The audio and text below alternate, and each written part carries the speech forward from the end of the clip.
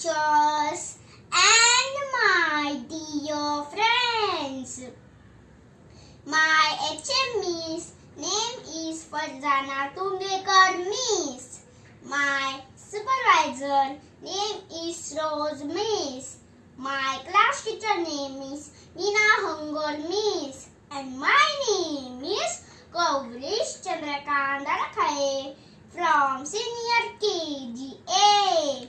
Today we celebrate Republic Day with tricolor snacks. There are different tricolor snacks. Tricolor sandwich, tricolor pulao, tricolor barfi, tricolor idli, tricolor dosa, tricolor dhokla, tricolor fruit salad, tricolor pasta and tricolor baked salad.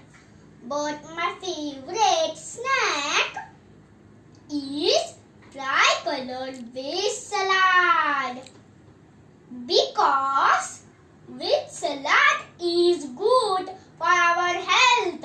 Salad includes vegetable like broccoli, cabbage, tomatoes, onion, beetroot, cucumber, carrot, radish and green peas. With salad this makes our body strong and healthy.